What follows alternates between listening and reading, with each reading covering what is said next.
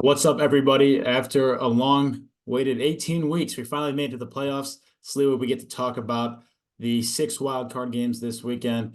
I'm excited. I'm sure you are too. Let's jump into it. But before we do, of course, gotta say the usual: like the video if you're enjoying it. Comment who you're taking each of these games and what you think your best picks are.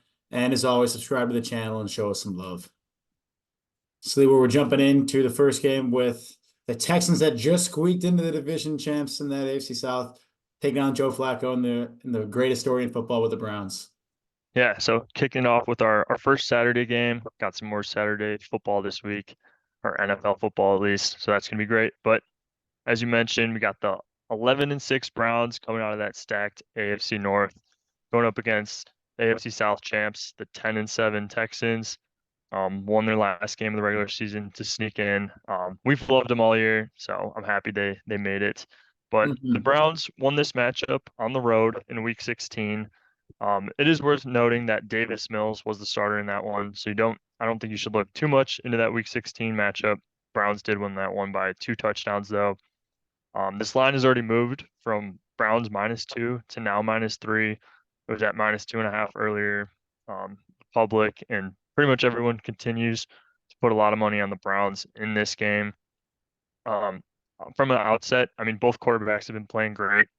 Flacco's completely revitalized his career, and Stroud's looking like a lock for the Rookie of the Year. Mhm. But I think one key stat going into this game is that Flacco, while he's played absolutely insane with the touchdowns in the last 5, 6 games, he's thrown three more picks than CJ Stroud has on the season on less than 300 pass attempts. Wow. Like, Yeah. so yeah, I mean, he's definitely turnover prone still. The defense and then just those big plays have kind of covered up some of those turnovers, but I mean, he's definitely turned the ball over at a high rate in those few games. And then on the other end, when you're looking at the Texans, they're tied for fifth in the NFL in turnover margin. So this is a team that CJ Stroud really takes care of the ball. Um, and then on the defensive end, they'll create a couple on the back end. So I think the Texans potentially they win that turnover margin, they stay in this one. But yeah, on paper, Browns are the favorite on the road. Much better defense and pass rush. What are you liking in this one with the Texans as home dogs? Yeah, I think you teed up this game perfectly in terms of quarterback matchup. You got Joe Flacco, who's a one end of the spectrum, highlight plays, but also turnover prone. CJ Stroud, rookie, but really takes care of the ball well. It's, I think if you're picking this game, whether it's spread or money line, it's what quarterback do you think is going to regress in this game? Is it going to be the rookie CJ Stroud, who is playing up against an elite defense in his first ever playoff game? That's something that I could very well see happening. And then for Joe Flacco, does he come back to earth a little bit? Does he fall back to his ways and have some turnovers here and gives the sure-handed Texans that don't turn the ball over plenty of chances to score? I personally think, as I normally do in most games, I'm going to side with the great defense with the Browns. I think that they don't have to rely too much on Joe Flacco, but he's shown to make those big plays. And the reason why the Browns are able to get away with Flacco having all these turnovers is because of their elite defense and their really stingy yards per game allowance that they have. I think that it really helped in week 18 that the Browns were able to rest their guys where the Texans had to play all 59 and a half minutes of that football game to grind to a win. Now, that wears on a team, and getting a lot of your guys healthy and fresh coming into it really helps with Browns, especially with the physical style of football they play. You can definitely argue the other way and say, well, the Texans aren't skipping a beat. They, get to go into the playoffs with rhythm and with a win in week 18. But I'm not a huge believer in that, and I do think that I'm going to take a veteran team and a strong defense against a rookie quarterback. I would say more often than not, that's the right choice, even on the road. Yeah, no, I mean I had a feling you were going to be leaning with the Browns in this one, and it doesn't For seem like sure. the wrong choice because off or their defense could absolutely dominate the game. Um, I mean Texas O line isn't top of the NFL, but when you have Laramie Tunsil at left tackle, he absolutely Game changer. solidifies that blind side for Stroud. So I do think he's going to be an X factor. At the same time, Browns have multiple pass rushers outside of Myles Garrett who could still get to the quarterback. So really going to need to step up from the rest of the line. But I, I mean the Texans are in the wild card. They won the division, but this team is pretty good on defense and real.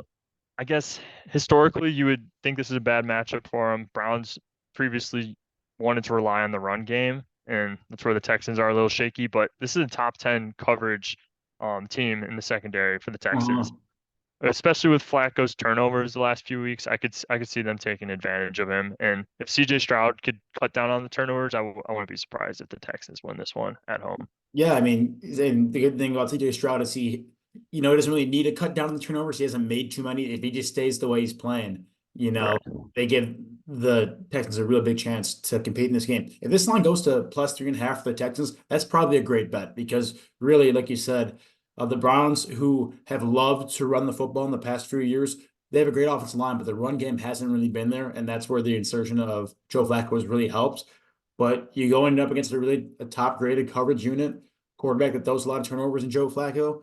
The Texans are going to get their opportunities. Does the real question of this game is does CJ Stroud answer the call? And he's been doing it all season long, so don't be surprised if he does it again. But I think like as you said, you got to side with the Browns, and that's the predictable pick. But I always love my defenses. Yeah. No, I mean, I like the pick regardless, but I got to go with the Texans here. CJ Stroud's been my guy all season. I mean, when they went on that little skid, he was hurt. I mean, they had Davis Mills in at quarterback. He came back Mhm. and pretty much didn't lose a step. So I don't Yeah, know. I'm a big believer in Stroud. I know Flacco's been playing great, but I think that's a lot of mistakes have been getting covered up over there. definitely. I do think the Browns are going to win this game because of the defense, but I'm just also loving the Joe Flacco story. It's not going to last forever, maybe not even past this weekend, but I'm going to believe while it's still in progress. Love it. All right, moving on. Our other Saturday game we got here, Dolphins and Chiefs, both 11-6, going into Arrowhead. The Chiefs is -3.5 favorites in this game. These two did meet in Germany earlier in the season, with the Chiefs winning that one by a touchdown. If we are going off of history, I see the Chiefs controlling this game, even with the poor wide receiver play. But the Dolphins have definitely showed they're a good team this season, sitting at 11-6. But at the same time, with those 11 wins, they've only beaten one playoff team the entire season. Hmm. I'm not fully sold on the Dolphins. PFF loves them. Just seems like every time Tua goes up against a really good team, he doesn't show up, especially with a stout Kansas City defense for the first time in a couple of years. Um, I think he's going to struggle on the road in Arrowhead. PFF still says the Dolphins are the better team, both on offense and defense. Are you going with the advanced stats in PFF? Do you think the Dolphins win this game, or do you think just Patrick Mahomes at home too much to overcome in the playoffs? Yeah, I gotta pick the Chiefs here, and not necessarily because Patrick Mahomes, but because of their coaching. Andy Reid, almost a quasi bye in Week 18 with sitting his guys and preparing. And granted, he wouldn't know that he's playing the Dolphins, but resting up his guys more importantly. And then Steve Spagnuolo, who I talk about a lot, the defensive coordinator for the Chiefs, always gets this defensive passing unit in really good shape at the end of the season. They're the second best passing in terms of yards per game and in a pretty nice coverage grade as well in PFF. Um, I just think that actually, 20th in PFF coverage grade, but in terms of yards per game, this is a team that is really stingy. And, they've seen the Dolphins before offensively, and I have a feeling that Spagnuolo makes some great adjustments to limit them there. And they got out to a 21-point lead in that game, ended up having some turnovers that allowed the Dolphins to climb their way back in. I don't think they're going to light up the scoreboard. Like you said, some wide receiver struggles all season long, but a healthy and well-rested Kelsey with Mahomes, along with a game plan, most importantly, is why I think the Chiefs win this one. Yeah. Also to add, I know in the past a big storyline's been 49ers injuries heading into playoffs. This Dolphins team is super banged up. Yes. Lost Jalen Phillips for the season. Bradley Chubb's injured. Xavier Howard's injured.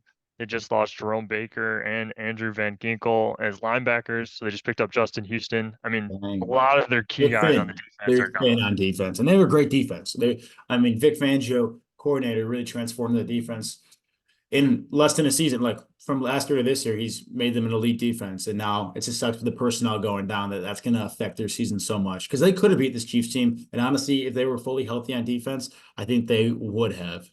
Yeah, I mean, especially with how thin the Dolphins are on the front seven defensively, I think this is gonna be a huge game for Pacheco and just the Chiefs' Yeah. run game. Yeah, they're Uh, gonna, I mean, rely on that as much as you can. They have a great offensive line, as we've seen the last few years.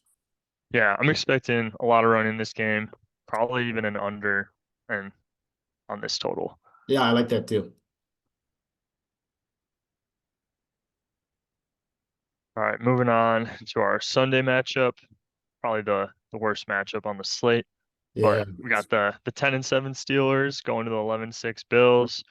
I want to just start by saying Tomlin does it again. It's Mhm. absolute shame he's never going to win Coach of the Year because he just came into the league, inherited a good roster, and just been winning ever since. Yeah. But what he's done with this Steelers team, three quarterbacks, pretty much no production out of the backfield for the first half of the season. It's absolutely insane.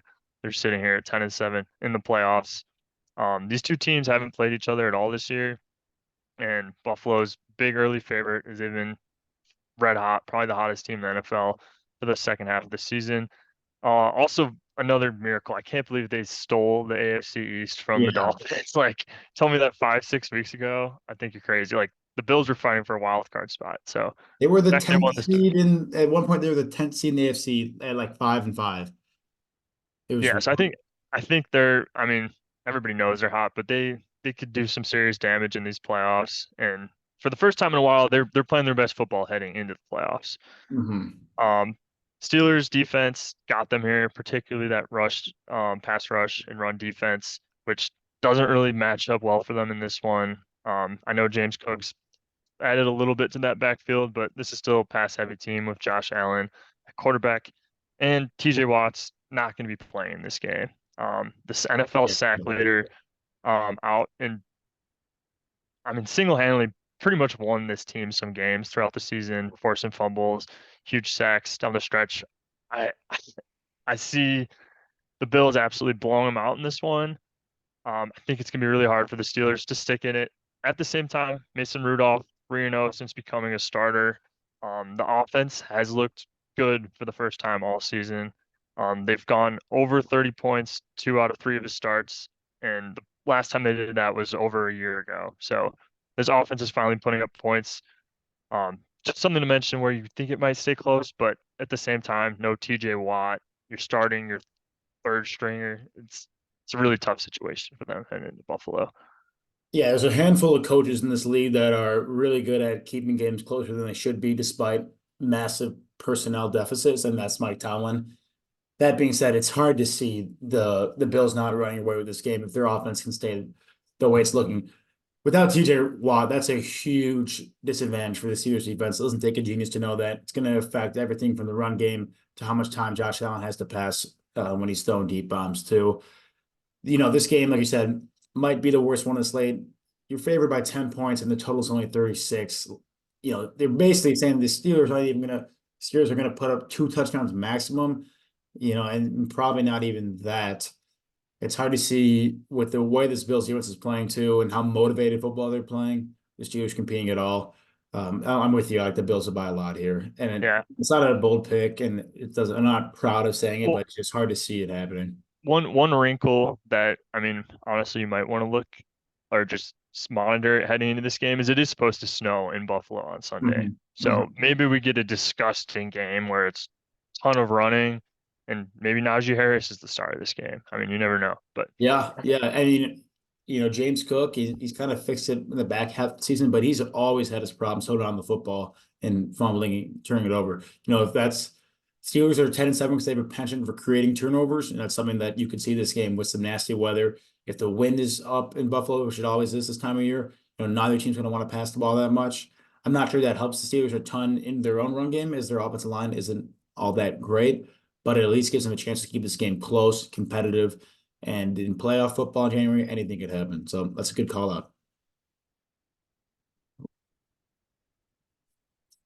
it's okay. Moving on, our second Sunday game and NFC matchup. We got the 9-8 Packers heading to Dallas, face the 12-5 Cowboys.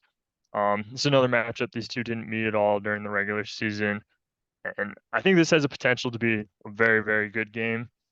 The Packers red hot as well, just like the Bills, coming off 3 straight wins.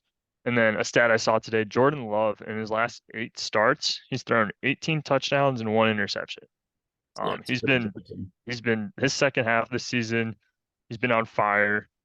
Even his first 3 games there, he played great. He hit a little just like dead patch in the middle of the season, but other than that, he's definitely shown to be the starter for the future in Green Bay. On the other hand, Dallas has won their last 16 home games. So, I mean, the -7.5 here makes sense when you just see how dominant Dallas has been at home, blowing a lot of teams out at home as well. What are your thoughts heading into this matchup? This Packers team just squeaked in with a win against the Bears. Are you buying into it all, or do you think they just came out of a really weak NFC North Yeah, minus the Lions? like you said, I could see this game being really competitive and really close, but at the same time, I could see the Cowboys blowing out the Packers. And you mentioned that Jordan Love's looked really good in the last 3 games of the season. He played, looks like the Bears, the Vikings, the Panthers were his last 3 games. The Bears and the Vikings are last and second to last in pass rush, and the Panthers are 21st in the league in PFF pass rush. They're going up against a Cowboys team that is second in the league in pass rush and getting to the quarterback. That's going to make the world of a difference for Jordan Love. So these last 3 games, he's been cruising because he's got all the time in the world in the pocket. I'm sure you watched that Bears game and were getting so annoyed that Jordan Love had all day to pick apart that Bears defense. Not that he needed that much time to do it anyways, but we had no pressure on him. That's going to be a big task for him in his first year as a starter to go up against this really elite Cowboys pass rush and Cowboys defense overall. So part of me really likes this +7.5 because they have looked so good. Part of me thinks what's happened in the Packers schedule this year when they played, above average teams and above average pass rushes. They couldn't beat the Steelers, who obviously talked about TJ Watt. They couldn't beat the Raiders, who have Max Crosby. So when they go up against elite uh, pass rushers and pretty solid defenses, they struggled. Those games were also both on the road, as this game is as well. So hasn't looked good on the road against good pass rushers. Something to keep in mind. 7.5 does seem like a lot of points for the Cowboys. And I think that I had to line up with the Packers +7.5 here, but I do think the Cowboys win this one, strictly because Jordan Love, like you said, comes out of a weaker NFC, this NFC North Conference. Let's play a lot of bad teams like the Vikings, beat the Lions, who have been frivolous at times, and the Bears, of course. They played well lately, and Jordan Love does seem like a really good quarterback, but he hasn't faced a test like this yet, and I don't think he'll pass this test. Yeah, no, I mean, I'm actually on the same boat. I like the Packers plus the 7.5 here, but I think the Cowboys still win this game. Won their last 16 at home. I don't see the Packers and the rookie Jordan Love, or not rookie, but first First year starter. starter, quarterback getting that win on the road. And since we both like the +7.5, I think we can both agree that, if they're going to do that, they're going to have to limit the Cowboys offense a little bit. And for that reason, too, I like the under. I think the under is the best bet here because either Jordan Love is going to struggle and the Cowboys just run this ball game out, or and what I think is going to happen is that the Packers defense is going to, limit the Cowboys offense a little bit, especially when you've seen Dak Prescott struggle in the playoffs. I think it's hard for me to imagine a pure shootout this game between Jordan Love and Dak Prescott putting up 400 yards, 4 touchdowns each. Yeah, no, I don't see it happening. But That's this a that's a it's gonna be a really fun high game. total. Yeah, this game will be playoff football. You don't see a lot of 50 playoff football games. Like the Bills and Chiefs play, like everyone expects them to put up 30 points each. Doesn't happen, man. Like the defense is really tight in the screws. All these teams are playoff teams because they have great coaching and can make great adjustments. And it's way easier to make adjustments on defense and zig when the opponent zag and play chess games on the defense side of the football rather than the offensive side. You don't create a new playbook week after week, but you do create new schemes and new packages week after week on the defensive side. I like it. I'm with you, Woj. All right, moving on to our final Sunday game. Got the 10-7 Rams going up to Detroit to play the 12-5 Lions. Another matchup where these two didn't play at all during the regular season. And this is the two quarterbacks facing their former teams from that trade a couple of years ago, or a few years ago now. And looking back, one of the most win-win trade scenarios Yeah. I could think of. Both these franchises have definitely been elevated post that trade. Um, Regardless, this is the Lions' first home playoff game in 30 years. Hmm. So there's a lot of anticipation, even though Michigan just won the college football championship earlier this week. Still, a lot of people focused on this Detroit Lions game. And I really hope this game lives up to the total. I mean, when you think about these two teams, you just think about two high-powered offenses. And then you also have two secondaries in the bottom four of the league, according to PFF at least. Yep. And then those pass offenses are both top 10. Um, and then additionally, both teams are good against the run on defense. So I don't see Kyron Williams having a massive game. And then on the other end, I mean, they go to both Gibbs and Montgomery, but I could see both these teams kind of abandoning the run early and just lighting up the total in this one. I know it's a 51.5, but I'm all over the over. No Laporta though. There's a slight chance he plays, so that's gonna be a big loss over the middle. Yep. It For will the be. tight end who just broke the rookie catch record. But regardless, I mean this is a Lions team who I mean can't necessarily replace that tight end production, but so many receivers, running backs who can make up for it in some regard. Yeah, that's tough. That's a really tough loss for Laporta, especially when you consider that the Lions had such an outside chance in week 18 to improve their status and then didn't. Hmm. They effectively lost Laporta for nothing. Just tough. But I'm with you. I just mentioned that playoff games don't really go over that much. I I want to be all over this over too. It hurts me to say it with you. I want to be all over this over as well. Something that I was keeping in mind when I was watching the Vikings Lions game in week 18.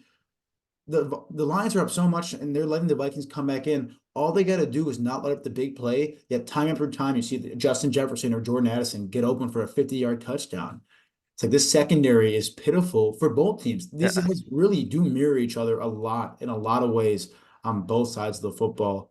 And so it'll be an interesting game. I think a lot of the public is leaning towards the Rams here. And it's hard not to see why, given how good Puka Nacua has been. Talk about rookie catch records. You got him at wide receiver. And then Cooper Kupp, former Super Bowl MVP. Both teams have huge X factor players in terms of the D line with Aaron Donald pictured here, and then Hutchinson. Poor secondary is susceptible to huge chunk plays against receivers that and quarterbacks that can really push the ball downfield. So it's hard to want to be on the wrong side of the hook here with the Lions, even at home. I give the edge in coaching to Sean McVay. I know everyone loves Dan Campbell, and I do too. But in terms of X's and O's, especially offensively, there are a few better than Dan Campbell. And I really like Raheem Morris, I think, is the defensive coordinator for the Rams. He's been doing a great job throughout his career, keeping that Rams defense at least relevant. They used to be elite, and they're still able to have some production now. It hurts me to say, but it is Raheem Morris. I do want and think the Rams can pull this one out. What makes me hesitant is that the public's all over it too, and I don't like that. yeah. No, I mean, getting the hook too. I feel like it's kind of like begging you to take it because I mean, yes, the Lions are at home, but these two very even teams, very similar teams. Um, yeah, I think I'm gonna stay away from the spread in this one, but I I like think the right over on a that. lot. It's begging Uh, you. They're begging you to take the hook. You're right. They really are yeah. begging. Dan Campbell too. I mean, I don't know. I don't have this specific stat, but I just remember the last time I was watching the Lions. He goes forward on fourth over 50% in the opponent's territory, and then he's also like the highest fourth down, going for it percent on in his own territory. So like this Lions team is always pushing the ball. They're not punting, so they're either giving up good field position or they're going to get some points. I like the over a lot. Yeah, I like the play style. Yeah, that's a great point. And I'm with you there. It does seem like it's a game that's prime for just a slugfest in the passing game. Yeah, I hope it just lives up to it finally. I hope A so lot of too. lot of prime time unders. Remember the Chiefs Rams game from a while back? That seems I remember the whole day. Like no one can remember where forget I that game. was. Yeah, exactly. Me too. I think that game has potential to be like obviously that wasn't a playoff game, best primetime game I've ever seen, but that has potential to be like that game with the way those Yeah, teams. I mean that's what I'm hoping. I mean, yeah, I mean probably not that magnitude, but get in the 60s, that'd be awesome. Yeah, yeah. All right, wrapping up here with our Monday night game. We got the 11-6 Eagles going to the 9-8 Bucks, and I actually didn't check this line. Is this correct? I had no clue the Bucks were favored here. Oh, I might have messed up the signs. No, you might. Yeah, no No, big I deal. But messed up the signs. no big deal. But okay, so we do have the Eagles -2.5, right? Or Yes, maybe we do. Yes, we -3. do. Okay. Okay. That makes more sense. But even then, Check this is this one still out. a Salute. smaller spread than I expected. The Eagles won this matchup in Tampa in week 3 by 2 touchdowns. That was when the Eagles were looking like a powerhouse, and Tampa hadn't really figured out an identity yet. Um, Jalen Hurts is also dealing with a finger injury heading into this one. And then AJ Brown dealing with a knee injury, Devonta ankle injury. So the offense is super banged up. They just lost to the Giants in a game that they were still trying to win. And uh, it's tough. It's tough really looking at this one. I feel like these are probably two of the teams that aren't really playing too great in the NFC. Um, Especially with the Bucks at 9-8 getting this home game. They're the only team in the bottom third of PFF Yeah. overall ranking to make the playoffs. So they're really an outlier in this group. It's just so hard for me to lean with the Bucks, even though they are at home. You're getting 2.5 points. Um, it is worth noting though, Baker's absolutely had a better season than Jalen Hurts. Hmm. He's thrown 5 more touchdowns, more passing yards, or 5 less picks, but more touchdowns, more passing yards, 5 less interceptions than Jalen Hurts. And if the Eagles play how they have been the last 4 weeks, the Bucks will absolutely win this game. I don't see it though. I see the Eagles pulling it together in this wild card game and pulling this one out on the road. What are your thoughts on this game? Yeah, it's tough given the Eagles, getting injured and banged up in week 18. The way what really concerns me is their defense. Despite the defensive coordinator switch mid-season from who was that Bears guy, the defense coordinator? Sean Desai was the coordinator. Oh yeah, They switched to Matt Patricia. Um, the defense can't do anything. yeah, it hasn't gotten any The better. coaching personnel changes uh hasn't alleviated any of the on-field personnel issues that they've had in the secondary. And this team and the defense was looking pretty promising in the first half of the season, even throughout week 10 and 11, and then they completely fell apart, to your point. Bucks have looked really good, especially with Baker Mayfield. Really good for a team of their stature. Like no one predicted that the Bucks, who were under 500 last year with Tom Brady, would do better than would without him, basically, in just getting 1 year older. So credit to head coach Todd Bowles there. I want to take the Eagles here just because we all know what they're capable of. We know that they have a great offensive line, a great defensive line, control the ball and the clock with their run game, and have the capability to have big chunk plays, especially when Jalen Hurts is using his legs rather than his arm.